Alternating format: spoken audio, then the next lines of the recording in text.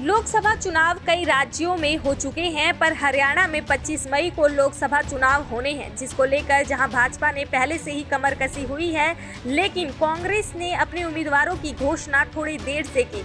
इसलिए कांग्रेस ने देर से ही चुनाव प्रचार शुरू किए हैं। वहीं आज लोकसभा उम्मीदवार वरुण मुलाना ने अंबाला के कई गाँव में चुनाव अभियान शुरू किए हैं, जिसमें उनके लोगों का भरपूर समर्थन मिल रहा है।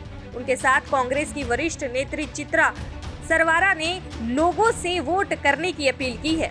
वहीं चित्रा ने लोगों को संबोधित करते हुए कहा कि आज इन्होंने अंबाला कैंट से चुनाव अभियान शुरू किया है। उन्होंने कहा कि 75 साल बाद हमारी आज़ादी खतरे में है, जिसको बचाना है। उन्होंने अपने कार्यकर्ताओं को कहा कि हर घर जाके लोगों से वोट की अपील करनी है, फिर चाहे वो कोई भी हो।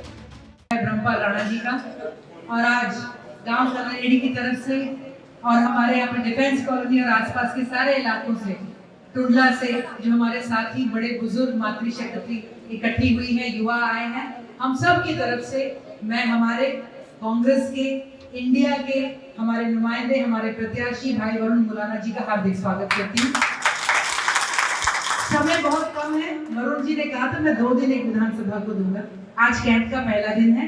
आज इन्होंने गुरुद्वारा पंजोखड़ा साहब जी में माथा टेका और वहां से अपना कैंट का अभियान शुरू किया।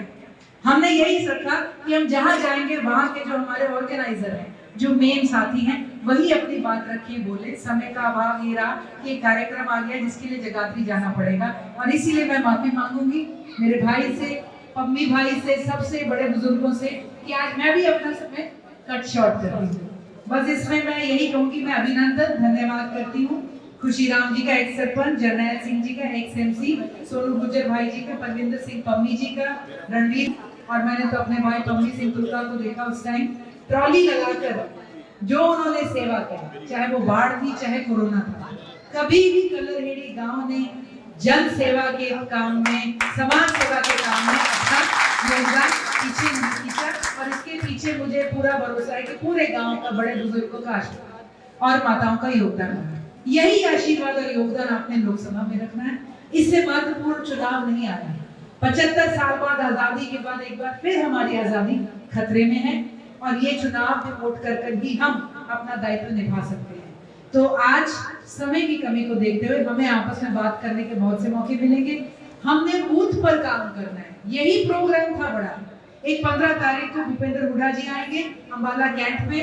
उस दिन आप सबको हम न्योता देंगे, हमने आना है और एक गुंजान देना है पूरे अंबाला कैंट को कि यहाँ पर बदलाव हो चुका है, यहाँ पर भाजपा जा चुकी है।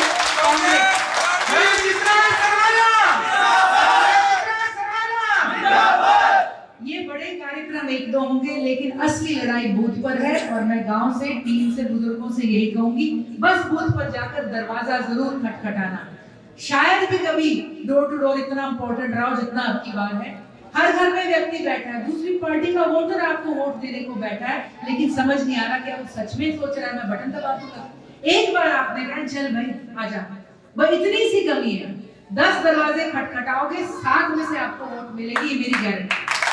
कम से कम अगर वो 8 और 9 ही ना हो जाए तो बड़ा नहीं देखना, बुजुर्ग नहीं देखना, विपक्षी नहीं देखना, रूठा नहीं देखना, हर किसी से कहना है कि आजा, हमारे अपने भविष्य की, बच्चों की, सबकी लड़ाई। आज जेब से भाजपा ने पैसे निकाल दिए, गैस सिलेंडर में से गैस निकाल दी, गाड़ी से पेट्रोल निकल चुका है, हमारे घरों से हमारे बच्चे निकल चुके हैं, खेती में से इनकम निकल चुकी है। तो ये सारी बातें हैं, युवाओं की जिंदगियों में से रोजगार निकल चुकी है। तो बहुत बड़ी लड़ाई है। एक योगदान अगले 15 दिन डोर टू डोर और बूथ पे जाकर जमकर वोटिंग करनी और करवानी है। और इस चुनाव में सबसे ज्यादा जो वोट पड़ेगी भाजपा के खिलाफ और कांग्रेस को, वो है महिलाओं की और युवाओं की। तो एक बार फिर हम सब की तरफ से हमारे भाई का स्वागत।